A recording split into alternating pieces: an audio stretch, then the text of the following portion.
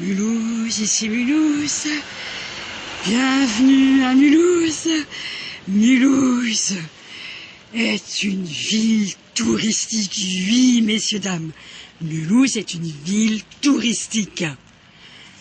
Nous voulons dire que Mulhouse a su évoluer, a su ne plus être ce Mulhouse industriel, ce Mulhouse de l'industrie textile et du fil DNC. Oui, eh bien Mulhouse a un arrêt TGV. Mulhouse fait partie des grandes villes touristiques. Et il y a parfois dans ce Mulhouse quelque chose qui se laisse découvrir entre plusieurs choses qu'on qualifierait de pas forcément joyeux, pas forcément guilleret, oui, mais il faut savoir ouvrir les yeux. À Mulhouse, il faut savoir ouvrir les yeux. Bon, Mulhouse est une ville où se côtoient des monuments historiques ou des bâtiments d'époque, oui, avec des monuments plus modernes. Oui. Mais c'est toujours relatif, puisqu'on ne pourrait pas dire que ce soit des bâtiments modernes. Alors, on pourrait dire, puisque vous êtes avec un drôle de guide, que nous avons ici donc une ancienne, peut-être qu'une ancienne école, non, ou alors c'est devenu une prison pour enfants. Pourquoi pas? Pourquoi pas? Pourquoi ça serait pas une prison pour enfants? Eh ben non, je suis pas d'accord. Ça pourrait être tout simplement un atelier, oui, un atelier de tissage. Non, parce que Mulhouse est extrêmement connu pour son textile.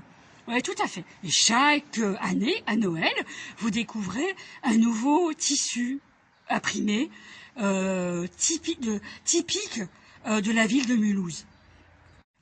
Donc nous avons dit qu'à Mulhouse, il y a parfois une manière très intéressante de s'exercer à l'architecture, par exemple. Oui, tout à fait.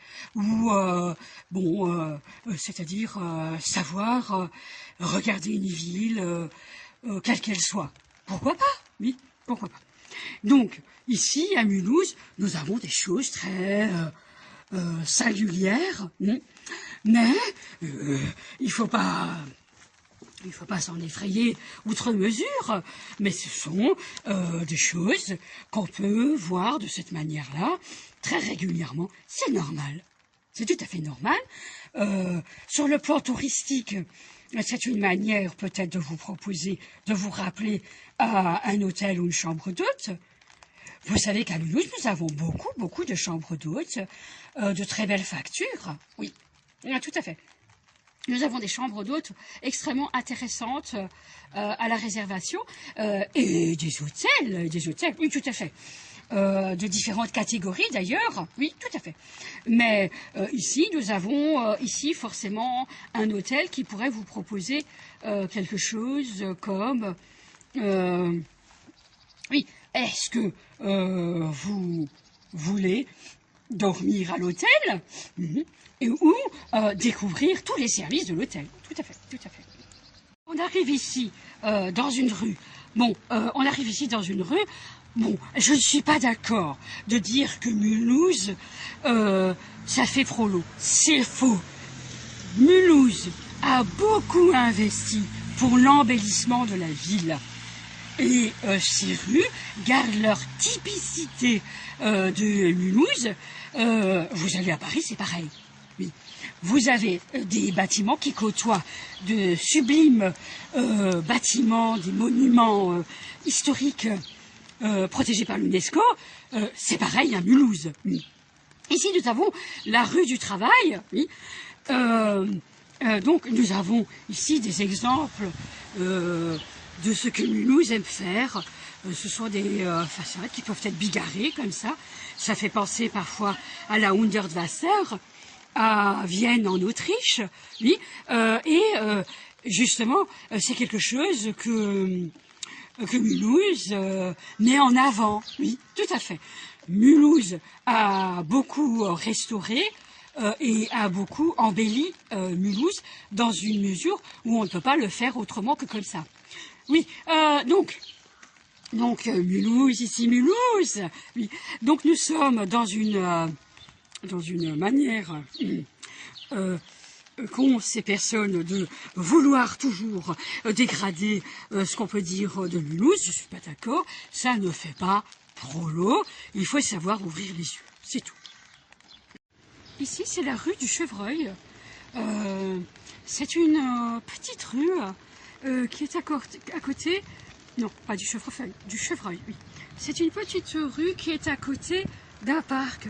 Alors, ce qu'a fait Mulhouse, parce que Mulhouse, ici Mulhouse, Mulhouse est devenue une ville touristique, c'est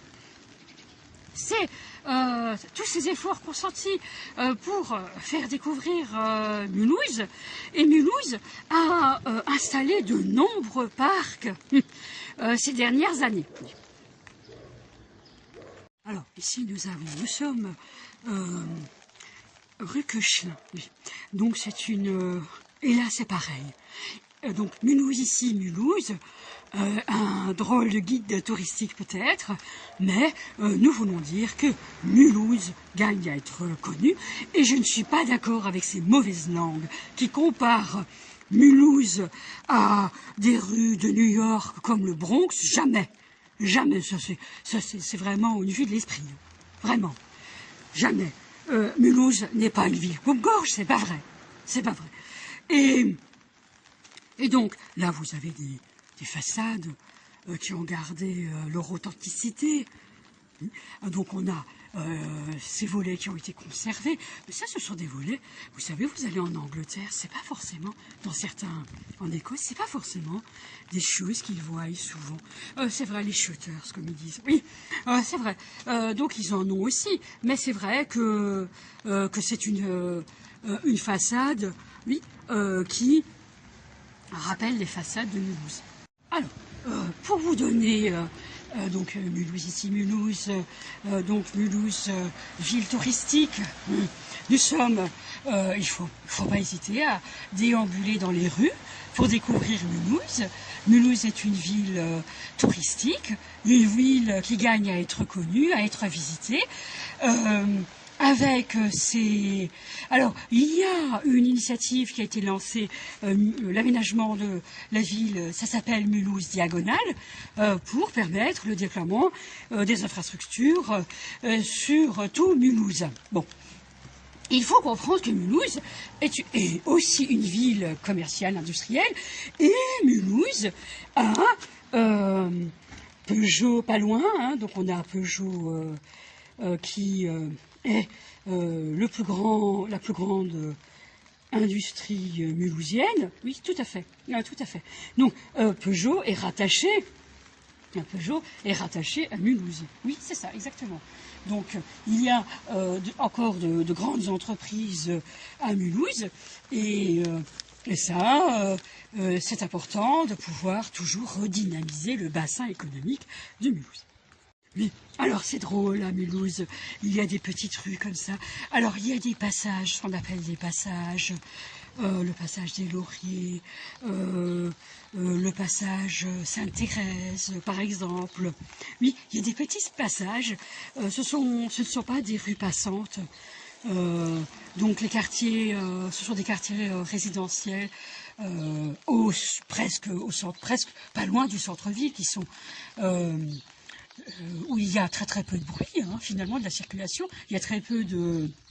Oui, c'est ça, tout à fait, c'est appréciable dans Mulhouse de pouvoir trouver aussi des lieux où on est très curieusement dans une manière de vivre paisible, hein, donc il ne faut pas penser que Mulhouse, c'est une ville forcément très bruyante, même si certains bruits sont tout à fait à écouter et à bien comprendre parfois. disait par rapport au bruit. On disait par rapport au bruit. Oui. Alors, évidemment, ce n'est pas la rue Louis Braille. Bon, la rue Louis Braille, c'est particulier. Bon, effectivement, on peut regretter qu'il y ait autant de bruit. Oui. Mais la rue Louis Braille n'est pas... donc, c'est à, disons, 15 minutes à pied du centre-ville, disons 20 minutes. Mais c'est une rue perpendiculaire à la rue d'Arles, par exemple. Oui, là, on peut regretter effectivement qu'il y ait autant de bruit. Nous avons encore une vue ici de la rue Koechlin. Nous le faisons intentionnellement, de pouvoir se promener dans des rues où les touristes n'iraient pas forcément. Et c'est dommage, c'est vraiment dommage. Alors ici, nous avons un bâtiment. Alors, ce n'est pas un bâtiment Le Corbusier, oui. C'est un bâtiment qui témoigne de son passé, hein, bien sûr. Donc, il y a toujours à ouvrir les yeux, puisque ce bâtiment... Donc, si on s'approche, il faut vraiment comprendre les motifs. Donc, vous voyez, c'est des choses qu'on ne voit pas forcément quand on... Et puis juste en face, on a des petites résidences bien entretenues, jolies. Vous voyez, ça côtoie ce type de bâtiment qui... oui, ce sont des bâtiments qui peuvent être des bâtiments administratifs. Mulhouse a restaure progressivement des bâtiments. Et donc il est sublime, ce bâtiment, sublime. Il est sublime. Il y a eu, on a toujours eu des remarques élogieuses sur... l'architecture du bâtiment et sur la manière de conserver le patrimoine. Et ça, c'est important, vraiment. Vraiment, il y a quelque chose ici, c'est admirable, admirable. Nous allons nous approcher et pour observer avec... Nous allons mettre de la lumière, observer avec toute... enfin la lumière là, donc là, vous avez vu comme c'est bien charpenté, il y a ici beaucoup de vestiges du passé, vous avez vu, Saint-Gobain, c'est rue des Verriers, oui, alors, ici, il y a... vous avez vu, c'est un bel escalier. C'est important ici, les escaliers. Ici, je trouve, et donc ici, nous avons... nous aimons, il faut absolument... Mulhouse aime beaucoup les chaises. Il faut absolument découvrir nos architectes aussi. Hein, donc, c'est vraiment des... c'est une manière toujours de comprendre ce que nous pouvons comprendre de ces... comment on pourrait dire... Un archéologue, il verrait tellement de choses, tellement de choses. Oui, c'est ça. Donc, il ne faut pas forcément toujours dire que Mulhouse, c'est une ville pas sympathique. Ce n'est pas vrai. Il peut toujours... Vous allez à Paris, qu'est-ce que parfois vous pourriez tomber sur une rue qui ne vous plaît pas du tout. Oui, eh bien c'est vrai. C'est pareil pour New York, c'est pareil pour Vienne, c'est pareil pour Rome. Oui, tout à fait. Ah ben alors pourquoi Mulhouse, forcément, vous diriez que Mulhouse, il y a un problème. Eh bien, il n'y en a pas. Il n'y en a pas. Mulhouse n'est pas un problème, et c'est une manière extrêmement intéressante de voir les choses. Et là, regardez comme c'est beau, c'est bien, hein, c'est quand même pareil, hein. Bon, mais là, je veux dire, vous savez, vous regardez des toiles, et ben si c'est comme ça, vous retournez le tableau, hein, il n'y a plus grand chose à dire. Oui, bon, ben voilà. je veux dire, il faut pas non plus, donc Mulhouse, ici Mulhouse, et donc, alors un drôle de guide, alors c'est toujours une manière de découvrir Mulhouse, de s'acclimater aussi à Mulhouse. Bon, Mulhouse, c'est pas non plus, vous allez dans le nord, vous allez plus dans les Vosges, bon, parfois, ça fait un peu tristounet, mais c'est pas le cas de Mulhouse. Mulhouse anime son centre-ville, et puis il y a toujours des choses intéressantes à à découvrir. Il y a des conférences. Oui, d'ailleurs, il y a un centre près de la gare, hein, pour des conférenciers, qui a été construit avec des locaux flambant neufs. Alors nous allons traverser. Alors c'est dommage, il y a quelqu'un près de la porte. On va essayer de ne pas le prendre. C'est pour nous faire découvrir cette manière que nous pouvons comprendre. Ici, vous avez la résidence qu'on appelle en fer à cheval. Donc, voilà. Donc ici c'est the horseshoe, comme on dit en anglais. Oui, tout à fait. Et donc c'est ici, c'est ici qu'on peut un peu discuter ici, Mulhouse. Oui, donc vous savez, il y a la chanson en anglais, je porte un collier avec un fer à cheval. J'ai un fer à cheval autour du cou. Ah. Et donc Mulhouse est on va se déplacer. Et Mulhouse est une ville extrêmement, comment dire, riche de ces contrastes. Donc il faut s'y préparer. Je suis pas d'accord. Qu'est-ce que ça veut dire? Je suis pas d'accord. Ces gens-là qui vont dans des pays en développement, qui vont en Afrique, qui vont en Asie, qui vont au Cambodge, et c'est pas le Cambodge, Mulhouse, quand même pas.